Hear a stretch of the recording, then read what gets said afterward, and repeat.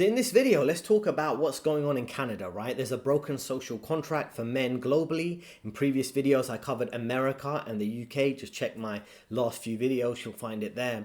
What I'm going to talk about is how men are refusing to work, they're leaving the West, and how there's a broken social contract here. So we're going to go through it. Before, let's start with some funny little memes. Here we have a Time magazine, and it's been amended to read Time to Quit, pointing out Justin Trudeau, who's that kind of failed, emasculated simp, beta male, sissified, domesticated, weak effeminate, cross-legged posing, high tax, high censorship, anti-male, feminist, liberal.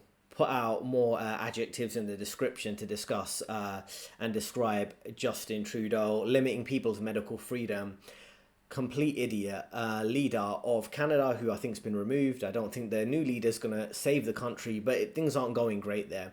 In the middle, you see the Freedom Truck Convoy. Again, can't discuss that in too much detail on this platform. They were very pro medical freedom, or people being able to choose whether they inject certain substances in their body or not, but again, they were castigated, they had their bank account shut down. There's a case that's interesting where I was watching another YouTuber. They didn't mention any political comments, they didn't say anything political, and at the time they weren't even that big on YouTube.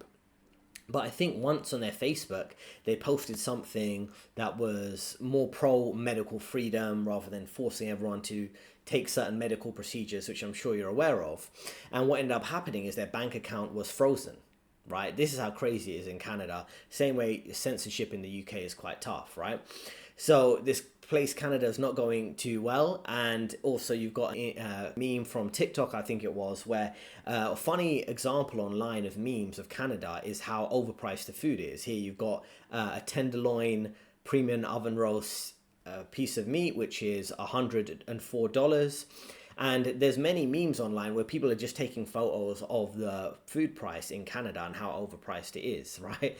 And this is the thing. It's really a country that should be advanced, should be giving good living standards, but it's not. Due to multiple reasons, mass migration, high tax, censorship, inflated property prices, and all these type of things, right? And all of a sudden, when it's too late, they try to find a solution to these issues, but they never really do. And that brings us on to the broken social contract, right? So here we have the social contract that's completely broken, and how this meme works is that it puts a man in the center. In this case, it'd be Nick, 30 years old. He's working an office job or any job as a working age male, and effectively he can't afford to have a decent quality of life, but everyone else seems to be benefiting apart from him. Government benefiting from high paying jobs and essentially corruption, and many migrants or older people getting the benefits from his tax money and the money being sent overseas, or he's also paying high living costs and rent costs, which we're going to go through in a bit of detail here. So the social contract is really completely broken, and it makes completely sense why men want to drop out of this society and simply not participate. High rent, unaffordable homes, social instability, preferential treatment in hiring new migrants or giving them government handouts. Financial markets typically favor the boomers, who might have had investments through, of course, their pension plans. And then also you have this society how it's a strange game, and the only winning move is not to play. And many men are dropping out of society because of these dynamics. So if you're not familiar with a social contract meme, it has millions of views online. It starts from a old book that came out several centuries ago, and the whole concept is that free individuals coexist in a society through an implied contract, which means that we all play along with this fake civilized society on the basis that it makes sense to participate in it. But if it doesn't, many people are going to drop out. Many people are like, what's the point working a job if I can't afford to progress in my life? What's the point? I might as well just quit. Well, I might as well move abroad or buy a small house, a tiny house in a cabin in the middle of the woods and go and live a quiet life away from people. Go do the whole van life thing and decide to live in a van rather than pay the high rent costs. So the social contract is broken because of these dynamics. And this meme, it shows how money is flowing from productive employees like Nick to less productive employees, right? The hardworking man is sending his money to older people. It could be different liberal feminist agendas that are funded by the Western governments, corrupt leaders, foreign aid, lazy people living on government benefits. And the thing is, everyone has created their own version of living life on their terms in this country. in Canada, which applies the same similar approach applies to other countries. But the whole concept is that everyone's kind of reaping benefits from this dynamic, apart from the demographic who's working to keep it going. This same rig game kind of exists globally, right? But it's always, it's no one really taking it seriously until it leads to civil unrest and social instability, because the men, these military age group of men, they keep social stability going. They're the police officers, they're the construction workers, they're the people in a lot of corporate jobs making the difficult decisions, right, that women would go along with, or older generations would go along with and dump work on them. So this demographic's really holding the entire Western civilization together, and this Western civilization is collapsing, Canada's collapsing, and they're going to get rug pulled. And if you're not familiar with the term rug pull, it's like in crypto or other investments where the whole thing's being propped up on the basis of maybe a few major investors. When they sell, the whole market crashes, right? And now this whole system is being set up by the hard work ethic of many working age men. I would say, broadly speaking, men between 16 to 45 who do the bulk of the work, who pay the bulk of the taxes. If you look at who are net tax beneficiaries, many cases it'd be women, single mothers. In some cases it'd be, of course, the older generations or migrants. And if this demographic decides to stop working and then, or drop out or be a minimalist and stop pursuing high paying careers, then you're going to see the whole system collapse, right? So let's go through this in a bit of detail of what's going on here. So how is his money being redirected? Firstly, it's being redirected because he's paying high rent. There's high rent, and the housing crisis in Canada is quite difficult to deal with. You have a lot of average monthly rents in Toronto and Vancouver being about over $2,000, and it's a heavy burden on many citizens. Then he's paying a lot of money into the pension scheme, which is helping the boomers to go have fun holidays, go to places like Florida. The Canada Pension Plan, CPP, you can see here, is actually managing over $500 billion, and it's ensuring that pensions get massive payouts. And again, that mainly benefits the boomers. And then who's actually using the food banks in Canada, right? All these other benefits here, immigration benefits. In many cases, it'd be Indian migrants or so-called Indian students going over to live and study in Canada or work there. And in many cases, they'd be, again, getting free food, free accommodation, or subsidized living costs and accommodation by the actual Canadian taxpayers. Then they might be getting preferential treatment when it comes to hiring each other to work in some of the service or retail jobs like Tim Hortons, which is like Starbucks. I noticed in London, for example, in many of the shops, once you have a few migrants who have a few jobs there, they'll hire all of their friends who might not speak English clearly or understand the level of service. I've noticed that in Starbucks, Sainsbury's, other kind of grocery stores, where it's like, you notice, not blaming them specifically, but they don't get how, like, having a certain level of service or professionalism, sometimes it's just not there, right? Here we've got food banks in Canada reports that 33% of the food banks, which is free food that are donated to people, are undocumented migrants who are getting a lot of this free food, or they're using fraudulent credentials to secure employment or get student visas. And then we have this whole instance here when it comes to some of the government aid, which is again taxpayer money, right? That's going to the Indigenous and Northern Affairs of Canada, where they've had many kind of controversy situations there when it comes to courts giving preferential treatment or considering the systemic or racial background of particular people when they're breaking the law, and if maybe they're of a particular racial background, they may get preferential treatment. They've been many different controversies around this that I won't get into, around 2021 and things like that. So the whole point here is, when you look at this, it raises the question, why would men continue to participate in it? Because it's really a broken dynamic, right? Many men are feeling out of place. But what you end up thinking is, oh, this is just the West, right? It's the men in the West, the white man in the West, or just Western men in general. But actually, this dynamic exists in every country. Now, I want to give you the example of Mexico, because many people think, oh, if I leave the West, everything gets better. Yeah, if you have enough money to leave the West, make money online or through investments, rental properties back in the West, and you live a lower living cost outside the West, that's a good thing. If you earn dollars or pounds or euros, and you live in a place where you can spend rupees or pesos or a weaker currency, you can live a better quality of life in a sense, right?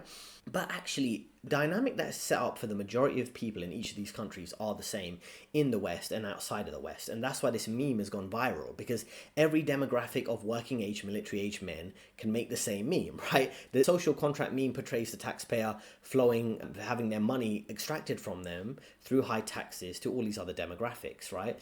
So I'll give you an example. I visited Mexico City twice for short trips for about a week or so. And I speak with some of the people who have their own small business, maybe a small law firm, who recently out of university and they've got a prestigious degree, and it's difficult to get a decent paying job. They're living with their parents. They can't afford to buy their own place. Many migrants are coming in who will be wealthy migrants who are buying all the real estate and pushing up the prices, right? The same way in the London, not to the same extent, but in London there are very wealthy migrants who would be from China or Russia, and they buy a lot of property and the property prices radically go up. And it's not a personal problem with any of those demographics. That's something you notice. The same way Americans who are getting sick of America are moving to Mexico and buying apartments, for example, or houses. But what it does, it makes it difficult for the local people to survive. For example, somewhere locally in my area, I noticed their relatively new apartment had gone up, and I assume a lot of these investors were investing off plan, which means before the apartments were built. So you have an entire apartment block of hundreds of apartments, and the vast majority of them are Chinese people or Chinese speaking people. And it's like, okay, cool, I have no problem. People can invest wherever they want to invest. We have global capital markets. But it kind of shows how people locally are being pushed out, and then wealthy foreign investors can come in and take advantage of that dynamic and invest substantial amounts. And I'm sure there's not a lot of checks done when money's coming from China or Russia or other locations to invest as a wealthy investor. Is there money laundering going on? No one really can check what's the origin of funds. And it's the same thing you could say with Mexico, right? Like the average man is really suffering, right? Because they can't progress their life due to a variety of demographics and right. For example, in his case, let's go through what's going on here. Not only, like I say, during my visit to Mexico City, I could see many Americans and Canadians or some people from the UK had moved there. And there's nothing necessarily wrong with that. But of course, it does push up prices. You can call it gentrification, whatever you want to call it. But if you mix that on top of high tax, many people locally can't progress their life. It's the same thing everywhere, right? In Mexico, the social contract meme is kind of showing how this works. Firstly, we have, I'm not going to pronounce these correctly, but let's just say we have the money going to this Mexican instance here, where it's talking about against the government of Mexico. The government funds are allocated to senators, who in turn tend to spend the taxpayer money in fast food, as you can see with the size of this woman, and raising concerns about fiscal responsibility. On the other side, you have Cámara de Diputados, right? I'm not going to pronounce it correctly. But federal deputies receive public funds, some of which are reportedly used for purchasing expensive consumer goods, leading to debate over appropriate use of taxpayer money. So you can see she's got a comfy government job, and she's buying, whether it's rings, cars, houses, and there is a lot of classism, or going on trips to Florida, perhaps to Disneyland. But there are a lot of cases where you do have these very wealthy bureaucrats, and you see this in third world countries and increasingly in the West, right, where you have this kind of government class where they're making a ton of money and everyone else is really suffering, even though they're living quite comfortable lives pretending to care about everyone else.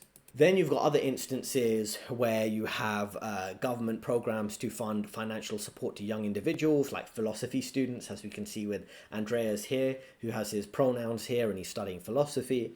So the government provides massive funding for them, and they can have leisure activities like trips to Puerto Escondido and smoking different substances, drinking alcohol, as you can see here. So that's another controversial government program. Then you've got a lot of money going to pensioners, as you can see here. And what they could be doing is spending a lot of their money on alcohol.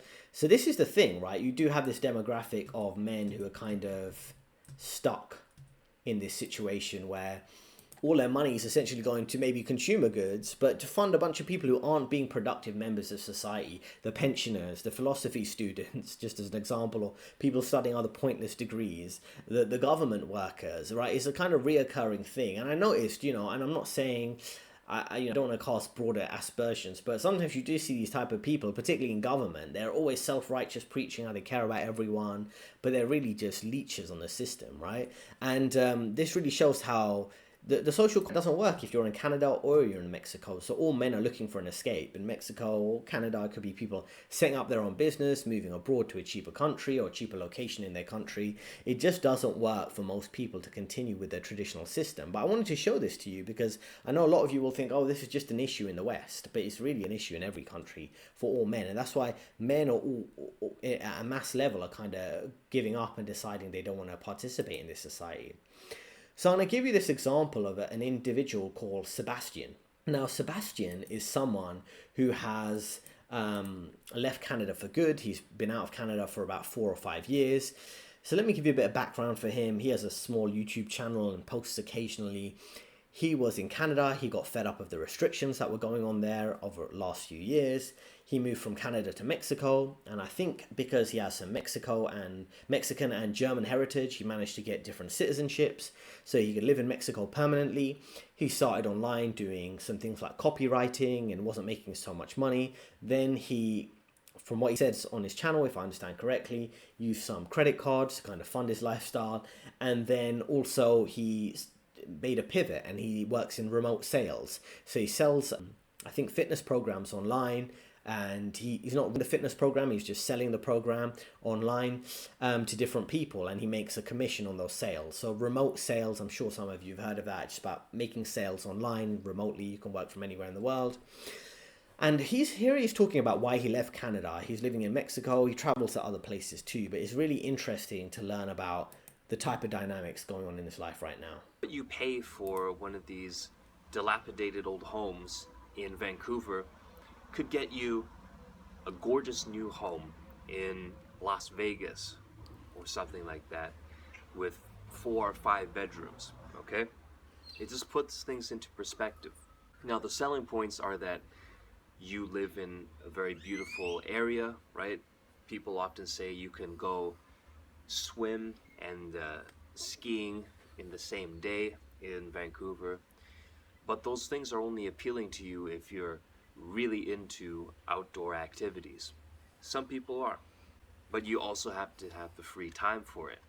And with that, you need the income. It's kind of unlivable unless you're making much more than $100,000 a month, or a year, maybe $150,000. I'm not saying that's impossible, but for myself, even if I was making that kind of money, I wouldn't choose to live there. I would choose to live elsewhere where that money can go much further. So what can we learn from this guy, right? So this guy, like I say, moved from Canada to Mexico, works online, makes some money that way. It really shows you how there are compounding impacts here. It's not just overpriced housing, it's the cost of living, it's broken social dynamics. It's really pushing men to consider, you know what, I'll just give up everything. I don't really have much anyway. I might as well not be the guy in this meme. I might not as well be this guy, right, who's kind of suffering and exploited in such a wide format. So let's listen to his story continue here. All right. The third reason is because of racial tensions and racial issues, okay? I'd like to think that, especially in Canada, we have been victims, unwitting victims of a massive social experiment, okay? The government changed their immigration policy a few years ago, and a lot more people from the third world, from Asia, began to come to Canada, whereas before it was mostly Europeans, okay? When you change the people in a society, you change the society and you change the culture.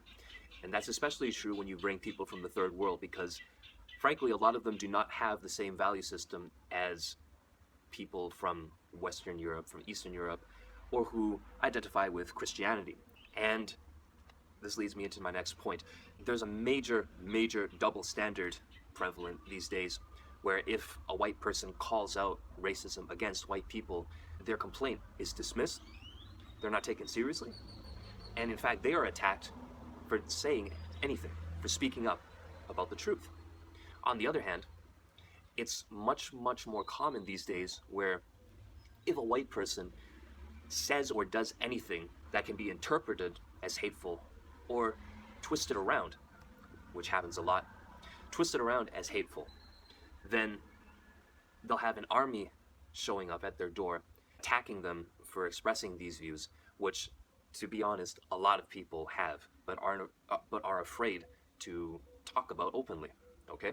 So there is an issue, right, when it comes to diversity. Does it always work? Many people, when they think about diversity working, in many instances, it works quite well from what I've seen from very wealthy levels. For example, I've been around some multi-million dollar apartments and neighborhoods in London, for example, and I see them out during the day, sometimes during work days. They're not working because obviously they're living off investments or businesses maybe they own at foreign countries, and there are all sorts of people, maybe from Eastern Europe, India, UK, Nigeria, all types of different people, and they kind of live relatively well next to each other because they're all relatively wealthy and they don't have the stress of like competing for jobs and things like that. But when you have people who are maybe living in the middle class or lower class and they're competing to get maybe government funded housing, or they're struggling to get the same type of jobs and there's a bias in favor of migrants or different demographics, it can create tension. And then also there is some reality to different cultures have different ways of life, and it creates tension because maybe you have European people living in a country like Canada, and then you have Asian migrants, and it can create clashes in terms of culture and how people conduct themselves in public and their type of lifestyle and attitudes to culture or gender and things like that.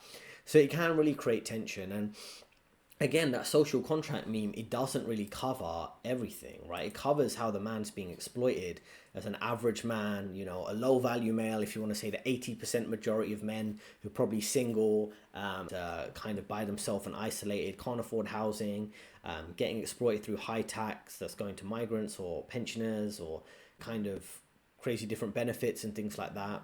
So it does create a very difficult dynamic where you can, of course, expand this social contract and say, well, let's talk about the social dynamics of the social contract, not just the economic contract as it is, right? So many people are just feeling completely out of place. They're like, well, I've been working hard. My parents have worked hard.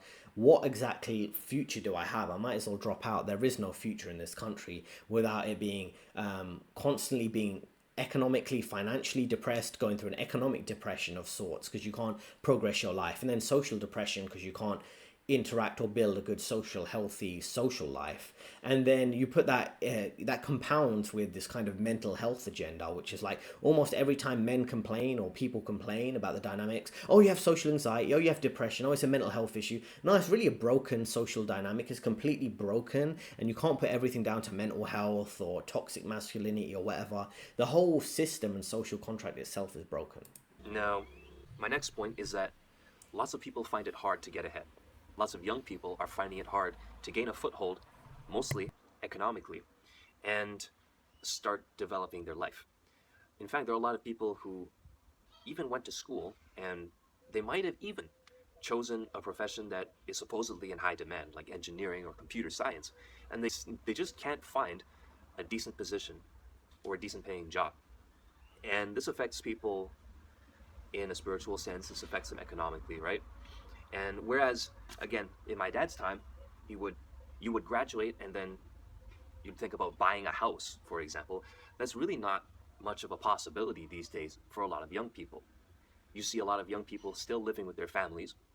I don't think that's a bad thing necessarily, but there's a major stigma around that. And that especially carries into your social life, right? If you're still living with mom and dad and you're over the age of 25, it can be a little awkward to bring friends over or a girlfriend, right?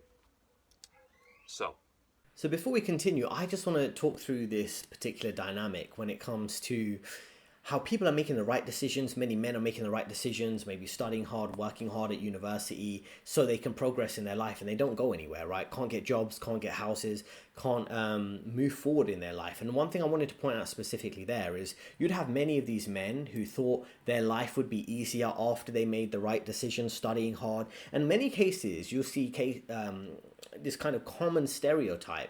We have men who don't really have a lot of fun at high school, college, or university. They're keeping their head down and studying and making the right decisions. Meanwhile, some woman will be having fun, sleeping around, being social, and doing things like that.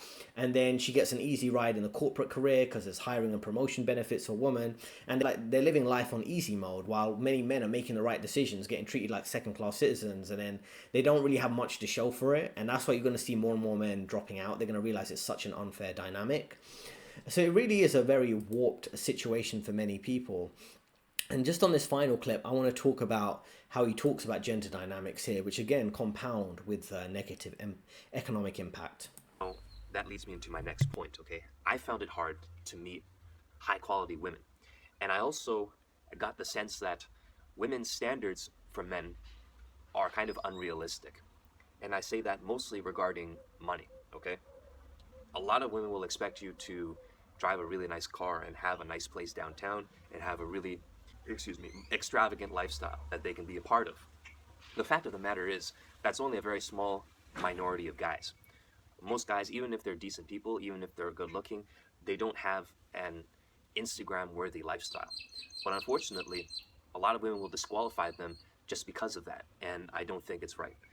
That's why I like living over here, because I find that women are much more open, even just to friendly conversation, and they're a lot more feminine, and they know how to treat a man better.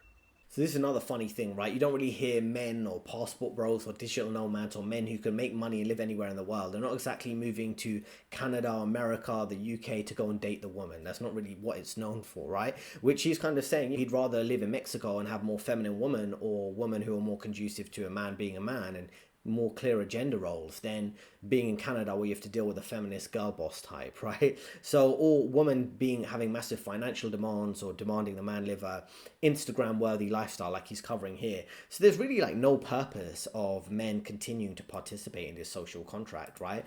Economically it doesn't make sense, socially it doesn't make sense, dating and family life doesn't make sense. What is the point? And that's why the system and the media, the mainstream media, they're always like, why are men dropping out? I just can't figure it out. It's like clearly covered in a simple meme that takes 5 minutes to produce, which people have done on Twitter and, like I say, millions of views online. But this system is gaslighting men and pretending, oh, we just can't figure it out. Oh, life is difficult for women too. Oh, the older generation are suffering too. And it's like no one's really has the pressure on their head like this demographic do. Because firstly, the main demographic that has strong critical thinking skills and independent thought to see through this system, it's not the older generation, it's not the woman, it's not any other demographic. It's mainly the working age, military age male. Because he's always going to question authority, because when the hammer comes down from authority, who's going to get hit the hardest? Who's going to have the hammer slamming on their head to participate and follow these particular rules? It's going to be these men, and it's going to be these men that start revolutions or overthrow democracies and things like that. Not saying that should happen, I don't condone that, but if you don't have social stability, you're going to have social instability, you're going to have civil unrest. Every demographic, every civilization, every empire, every country realized you have to acquiesce and give the working age, military age men what they need. Or you have the collapse of ancient Rome. You can look through any empire, any society. You don't give this demographic what they need, you can describe it however you want, give them food and woman, whatever you want, however you want to describe it, give them stable family lives, a decent quality of life, then you're going to have instability. They're going to be like, why am I participating in this? What are you going to do with this demographic? Are you going to say, well, all these guys, they should just put up with it? They're not going to put up with it. They're going to drop out. They're going to scam the benefit system, the government handout system, and scam that and become a NEET, not in education, employment, or training. They're going to play video games at home. They're going to find out different ways of, let's just say, fulfilling themselves, if that involves not being in a relationship with a woman over a long term, or getting married, or picking up the tab to pay for her lifestyle, moving abroad. They're going to find any way to escape this, right? And you're not, the system isn't exactly, how can I say it, dealing with an easy to control demographic. This isn't women who you can convince, so got to follow this new rule in it, they all get in line and follow it. We got to follow the consensus. We don't want to be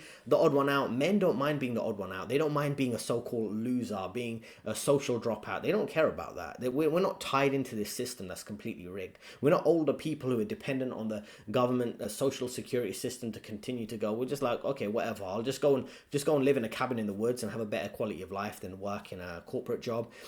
People will be like, okay, cool. Well, I'll just become an English teacher abroad and just wing it and see what happens next. There's nothing worse than being exploited like the way I'm being exploited in some of these jobs.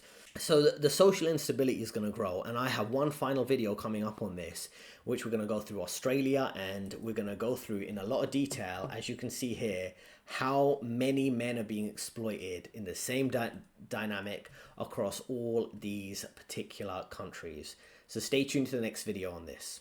And if you are interested in escaping this dynamic, you are looking for solutions. I've worked in the finance industry for over a decade, Goldman, Morgan Stanley, many other companies, and I can understand how the system's rigged and how to kind of leverage it to benefit yourself. And the solution is unique to each individual person, right? So there's a link in the description if you want to speak with me directly, how you can map your strategy from your current career to greater freedom, outsmarting office politics, surviving and thriving as a man at work, and having to deal with promotions, layoffs, financial independence. I cover all of this in my coaching program. So link in the description if you want to speak with me directly.